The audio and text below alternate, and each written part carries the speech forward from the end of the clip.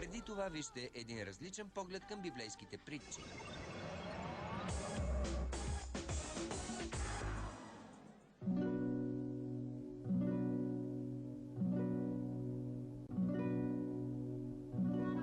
Не просто икони на Анита и Георги Ненчеви. Това е великденското послание на столичната галерия Париж. Идеята е да се покажат не само традиционните икони, но и една по-различна интерпретация на библейските притчи и сцени. Авторите показват творби, с които се докосват и завръщат до една от отправните точки в съвременното българско изкуство – иконографията. Анита и Георги Ненчеви редят реплики на подбрани икони от Арбанаси и други места, където примитивизма и наивизма присъстват особено силно. Те обаче са едни от най-чистите и неподправени изображения, останали до наши дни. Друга характерна черта на авторите е, че не променят до неузнаваемост първоначалната форма на камъка и дървото, а ги оставят сами да говорят.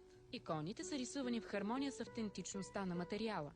Освен икони, изложбата предлага и живопис, която интерпретира различни библейски сцени в наивистичен стил. Последният щрих идва от Георги Ненчев, чието скулптури от дърво отново носят духа на християнската идея.